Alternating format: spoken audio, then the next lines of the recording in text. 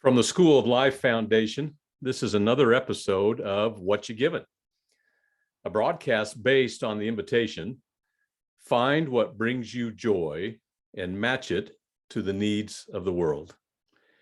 This becomes your gift. Everyone has something inside of themselves to give, and I want to know, what are you giving? In my interviews, we meet people from all walks of life. I am Jack Rolfe, and on the show today, we have Joe Newman. Joe, welcome. Thanks for having me. It's a pleasure to be here. Well, it's a pleasure to have you on. Really appreciate you taking some time and looking forward to this interview. You know, I'd like to jump right into something that I heard you say recently that really touched me, and I'd like to have you share it with our listeners. And you can phrase it if I rephrase it wrong, but I heard you tell someone that you always wanted to be a dad, a father. And I just felt that kind of gleam about you when you were saying that. So did I get that right? Can you share Absolutely. that? And then, oh, super. So tell us about Absolutely. your family and that. I guess it probably goes back to my dad. I have a great dad. He provided me a lot of opportunities in life. Pretty much everything I love to do as a hobby, I was introduced to by my father. And he really facilitated a lot of great things in my life. And I remember being, a kid, just thinking like, wow, one day I can't wait to be a dad too, like to get to mentor some, maybe some sons, maybe some daughters, and help them just experience the most out of life that they can, like my dad did for me. And so, yeah, I've now got 8 kids so far, and it turned out pretty good. And we have a lot of opportunity to mentor and to be a dad. So worked out pretty good. What age are your children? My oldest is 18 years old, and they go all the way down to about 9 months old. So, fantastic. Yeah, you're right in the thick of it. That's for sure. And yeah, I call it the golden years of parenting, because you get like the fun tickling your kids in bed at bedtime, as well as, like talking with your teenagers about the excitement of them going on dates and, driving and all that fun stuff too. So. Oh, I love that. And I really like too how you shared that this was instilled inside of you because of the example that your father set. And whether it's good or bad in life, we're always setting examples, right? Yeah, with what we do. Absolutely. You're either a example or a story of a tragedy, and you can learn from either. My parents, my mom particularly, she grew up in kind of a rough household, and just as a single child with some parents that were kind of rough on her. And she chose differently. She wanted to have a big, happy family. And so she invested in family. And as I grew up looking at the contrast of these different outcomes in people's lives, I was like, yeah, my parents did it right. Like, I want to do that.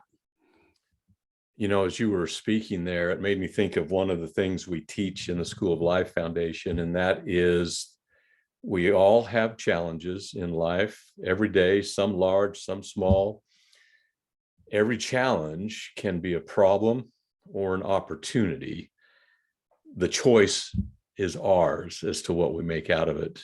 And so I'm grateful you shared that about your mom. So let's shift here a little bit. Tell us about your professional life, where you've been and where you're at and where you're going. Absolutely. So one of my passions in life is making videos. And I have, since the time I was about 14 years old, I got my hands on my first video camera.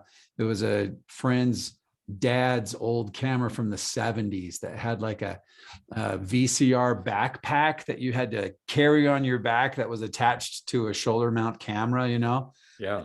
This was like, we had free reign of this camera, and we just goofed around with it for a long time. But then I started, making stories and involving neighborhood kids and putting together fun videos and making music videos and such. Went through high school on the video production department, and kind of headed that up for several years, and started, real production. Did an internship with the news just long enough to know that the news world was not where I wanted to be when it came to video production. Considered Hollywood for a little while because I love being on screen as well as behind the camera. And but the Hollywood lifestyle wasn't really conducive to family life.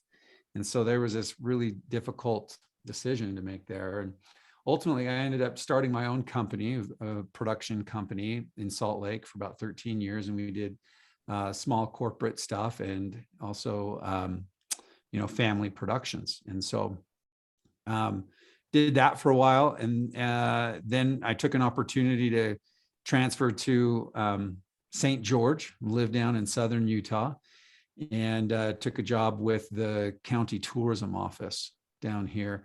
And that was really fun because now then I was able to work with bigger budget productions on a larger distribution scale, and invite people to the beautiful southern Utah weather and activities down here.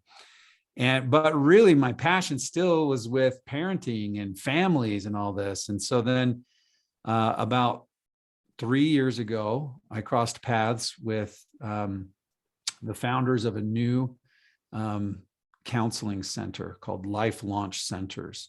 It's an adolescent mental health facility.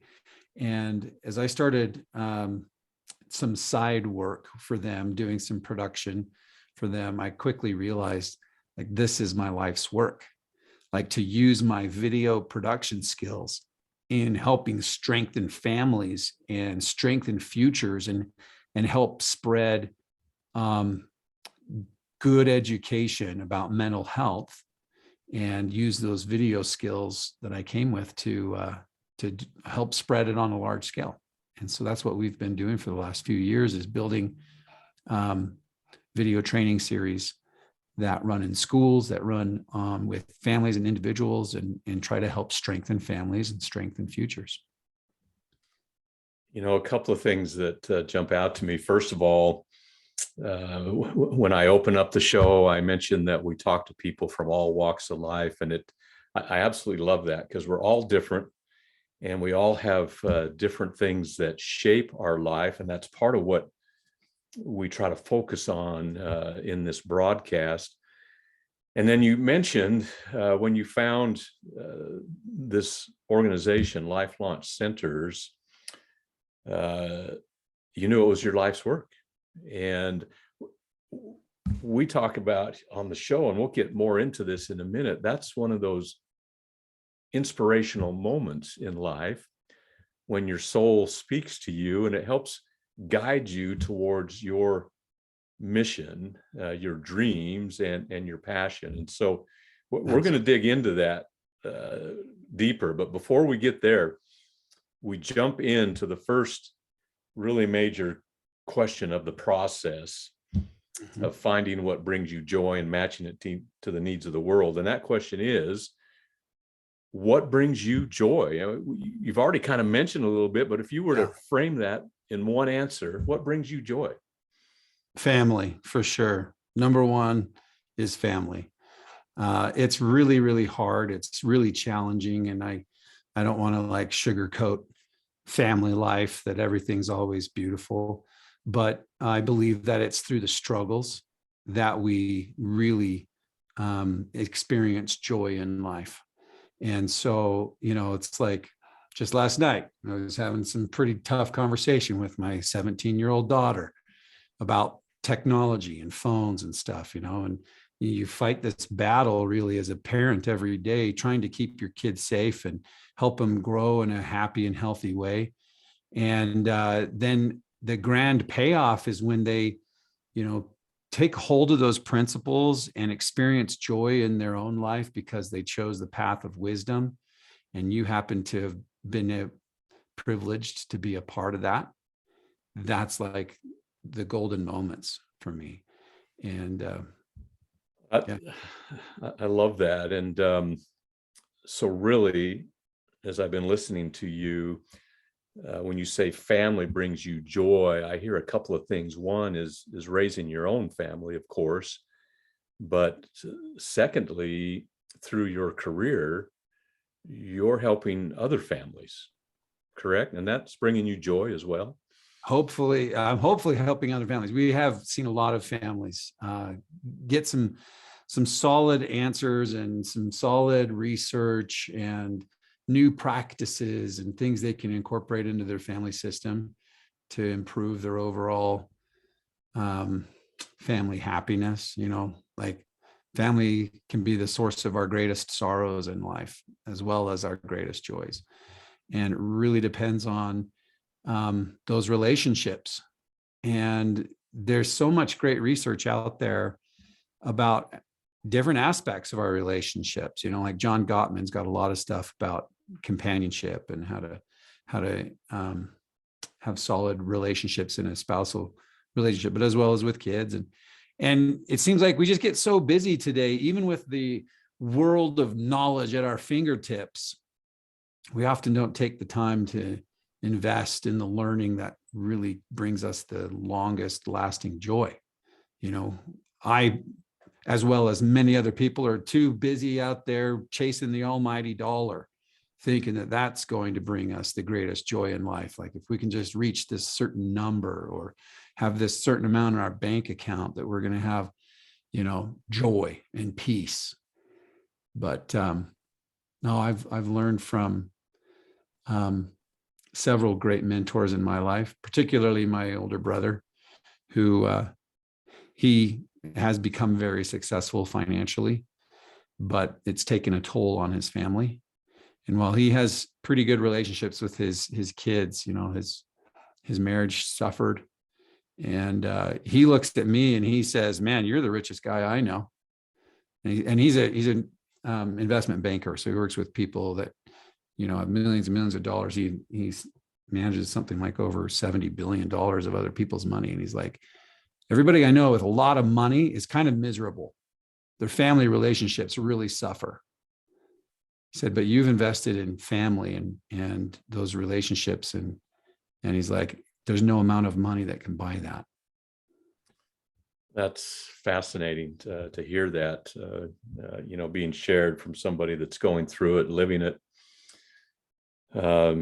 You've articulated so beautifully, you know, about family and that bringing you joy. And, you know, this next question, it might seem like an obvious answer, but I'd like to dig a little deeper with you. So helping build your family and other families, what's the need in the world? What are you matching that to as far as filling a need in the world?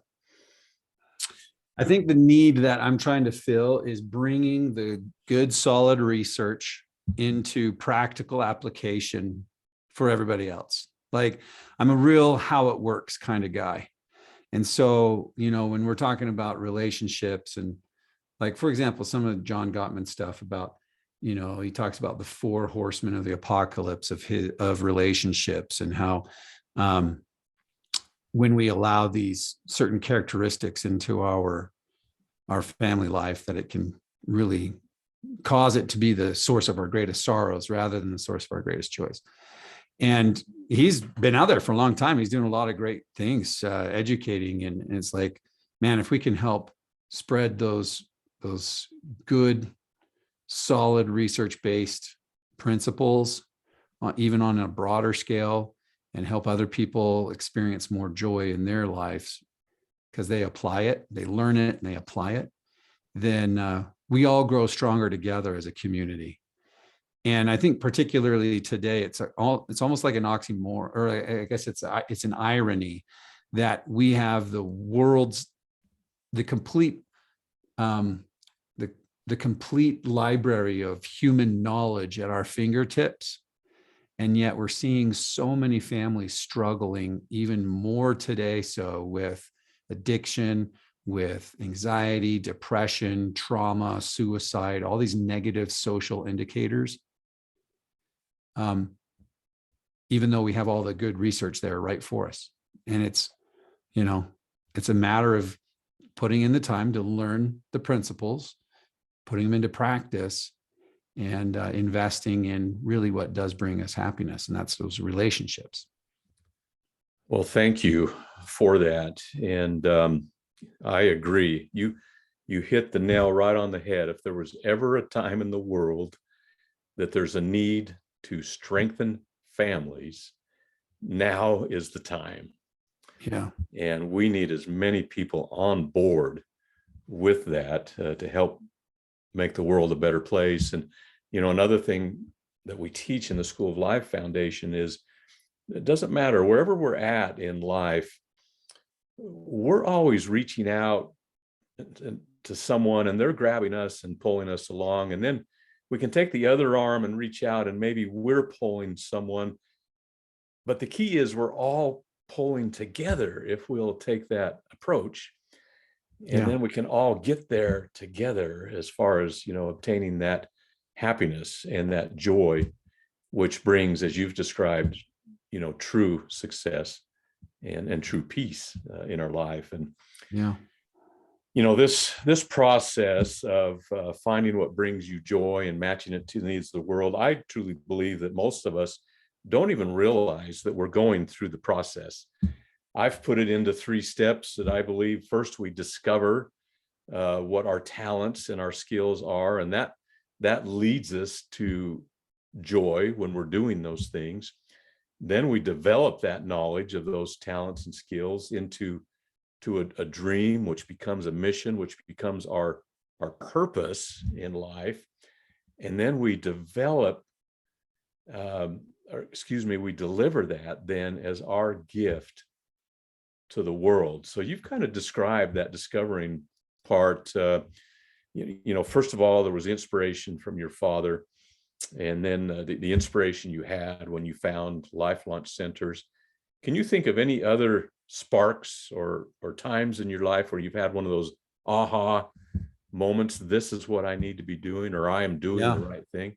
Absolutely. So, the camera, the first experimentation with the camera, I remember that was a big aha moment for me, realizing like, okay, this is going to be a skill that I want to refine and really become great at. Storytelling with a camera. And then, but then I remember I also, when I was doing my schooling, I thought, well, I'm going to want to be in business for myself. So I'll do some business management and marketing, classes and degree. And I got an associate's degree in that. And then I was off to the races, starting my own business, and for a while I was like, I kept feeling I need to go back to school. I need to get more education. And I had a hard time justifying the investment of time in school, because I couldn't really pay myself more just because I had a higher degree. It was a matter of building the business for me to get paid more, but I couldn't deny that prompting. And so finally I decided to act on it. And I went to an admissions day at University of Utah and sat down and looked at the list of majors. And the one that jumped off the page at me was human development and family studies. And it said family consumer science department. And I was so naive. I was like, family consumer science. Well, let's see. My consumers, the people that are my customers, are families. And so maybe that'll help me be better in, business psychology and stuff. Like I could see how this could work. And I imagine there's going to be stuff that'll help me be a better dad. So I thought that'll be great. Let's go for this, degree. Yes. And so quickly, it was only a couple of classes into the first semester, I realized, oh my goodness, this route is to become a therapist or a counselor. And I'm like, I don't know if I really have the patience for that. I'm kind of a get the job done kind of guy. I don't like to, wait around too long wondering what I should do. I want my answer and I'm going to move forward. I'm going to get the thing done now. And when it came time to take classes about methods of counseling, techniques of counseling, I realized that approach really doesn't work well in therapy. You got to let the person explore, and you use the Socratic method and help ask questions leading them towards their own solution. And so ultimately I didn't get into the master's program, and I was like, well, I don't know where these two degrees go together. I don't know how marketing and business goes together with human development and family studies, until years later, that I came across Life Launch Centers, and I thought, oh my goodness, what a perfect blend of my passions and my skills, and how that all came together was really, I think, divinely inspired. That's great that you shared that. And it really helps bring home the point that I like to bring across. And that is, all throughout life, this process, we're having these promptings or these aha moments. Sometimes they're quiet, other times they knock you upside of the head, right? Yeah. But the key is to listen, not only listen, but then act upon these things. Because if you don't act upon them, you might not get down that path to truly finding your purpose, finding what your true gifts are that you can share with the world. And so, grateful that you listen to them. And the other key is, it doesn't matter what age. I mean, you could be 10, 30, 80, or 100. We're still getting these times, or I like to say, where our soul speaks to us. If we'll listen, it really makes a difference in our lives. And so I'm grateful you sharing that. I'm grateful you listened. And it's led you to, as you've already kind of shared with us, developing that talent and joy to your mission, your purpose right now in helping your family, helping other families. You're delivering that as the gift to the world. Jack, I also got to say, like, along that path, there's a whole lot of things that I wanted to do. Yeah. And my soul spoke to me and said, nope, that's not where you should go. Yeah. One of which was, I love boating, and we're a boating family, and particularly wakeboarding. And I'm kind of this crazy, intense wakeboarder that likes to do flips and all sorts of tricks on the wakeboard. Yeah. And I remember being like 27 years old, had about, I think I had 3 kids about that time, 2 or 3 kids. Anyway, had a little extra money in the bank, and I thought I could move to Arizona, buy a boat, invest in, like, become a professional wakeboarder. That's one of my passions, is wakeboarding. And if I treated wakeboarding like my job, like I wakeboarded 8 hours a day, 5 days a week, I could easily become sponsored and fulfill this dream. And as I was like house hunting, for boat, like lake houses and stuff, I realized that my soul spoke to me and said, that would be fun, but it's not your life's mission. And that was a hard pill to swallow, because I wanted to do what was just fun, but ultimately I had to realize what was going to bring me the most joy in life. And I'm so glad I listened to that and not gone down a path of just fun or the easy way or whatever, but really stuck to what would bring me the most joy. You bring up some great points there. We, on this path, this journey on the School of Life, sometimes we get distracted, and it's not always bad things. So there's other good things in the life that might distract us, and we need to keep as much clutter out of our life, as much of the busy time as we can out of our lives, so that we can listen and hear and focus in. And then ultimately, if we continue to follow listening to our soul speak to us, we find that true joy. And I sense really that you're recognizing that fully. Absolutely. That you're there.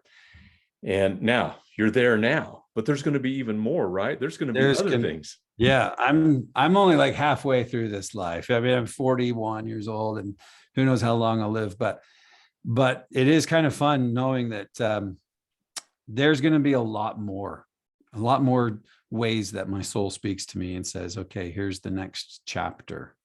You've been able to accomplish this. Now let's do this next thing to help even more. So That's right. yeah, it's an adventure. It is an adventure. It's a great adventure. Life is wonderful, even with all the crazy things going on. And so just a couple of things as we're kind of wrapping up here, Joe. First of all so I got two questions. One, is there anything else on your mind you want to share? And then the last question is, what do you hope people listening today get from your message? Okay. I've felt like my current life mission, and probably what's going to happen, in the next several years, is to continue to be a public educator about technology. I'm a very technically savvy person. Yeah. Like I create with technology every day. Design and layout, photo and video, website, radio. I kind of can do most all kinds of technical digital creation. And yet it's interesting to see how, as technology continues to increase in its position in our lives, how these negative social indicators continue to rise. And so there's a very healthy way to use technology. And unfortunately, there's a lot of really unhealthy ways to use technology.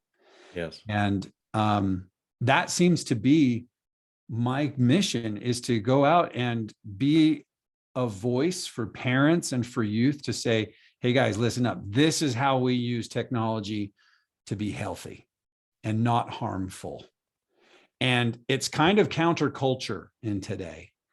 And because, current culture is like, oh yeah, give your kid an iPad from the time that they're a baby, because it's really, neurologically stimulating. Actually, it's not. It's very mind numbing. And it produces what's known as iPad kids, kids that are typically known to have ADD, have a difficult time regulating emotion, and a difficult time expressing or even communicating verbally. And that's just one example. I mean, you got bullying, you've got pornography, you've got, just like all this self-confidence and doubt and self-worth issues that go along with overuse of media. And so, I feel like my life's mission is to use media in ways that are upbuilding, that teach us how to live life in a well-balanced way, not to overly demand our attention, but to give us just enough education for us to go out and live healthy lives in the physical world. That's great. And I want to point out something here before you jump into your golden nugget for the listeners today. But this technology that you just brought up, I want to share with people and get people thinking that what brings us joy in life is not always, in fact, rarely just one talent or skill that we have. It's usually multiple talents and skills. And so you have this talent and skill you've been developing of helping families, but you've got this talent and skill with technology, and you're combining those together, as you just shared, for your purpose to make that difference. And I suspect there's other talents that you have as well. And so I want people to realize that that we're given so many different gifts. And as we pull them all together, we can make a big difference. One person can literally change the world. And it might be changing the world for one person at a time, or maybe for multiple people. But the key is to stay restless and always be wanting to find and discover and move forward. So let's get your golden nugget here. What do you want the takeaway to be from your message today? I think the takeaway is that life is supposed to be hard. Like that seems to be the theme that I end up talking with so many families and schools and everything about, how life is supposed to be hard. And that's counterculture today. Everything in our life is designed to make life easier. And we're at a point where life is so easy that we expect that life is supposed to be easy. But it's actually through the difficulties that we experience joy. So for example, you mentioned like the development of talents, right? I do actually have some other talents. I'm acrobatic. I love using my body for flips and cartwheels and on the trampoline and all this stuff. Yeah. I'm also musical. I can play about 10 different instruments. Wow. And none of that came easy. None of that was just like, oh yeah, I'm going to just learn to play the piano by watching a YouTube video. No, I spent like 6 years going to weekly lessons and practicing every day to learn how to play the piano. It took me several years to learn the guitar and to sing with the guitar. That helps you, you know, it all requires effort. And so I often hear people say, oh, wow, you know, you're a really talented person. And that's true. I've been given a lot of awesome opportunity going back to my dad. He gave me he provided an opportunity for me to explore these talents, but it took effort. And so often today I see kids and even adults, when something doesn't come just naturally easy, and they can't just accomplish something the very first time they try it, they want to just give up. And it's like, you guys, No. it's through that persistence, through that effort, that you can develop some amazing abilities. And when you do that, the joy, the payoff that comes from your effort and your accomplishment is it's almost contagious. It's contagious, and it's like, it makes you want to continue doing it throughout life. That is well articulated. And so listeners, that was the golden nugget. Life is meant to be hard, and it's working through these difficult times and working hard that ultimately brings us that true joy in life. Yeah. And we've been hearing true joy from Joe Newman today as he's been sharing this with us, and so grateful that Joe's been on. And to close out the show today, I want those listening to remember that your heart feels for you, your mind reasons for you, but your soul speaks to you. Are you listening? Did you listen today? If so, what did you hear? What did you learn? Will you now have the courage to act upon what you felt? Thank you for tuning in. Please follow us on your podcast app or subscribe to the YouTube channel so that each new episode is always downloaded, ready for you to listen in and share it with others.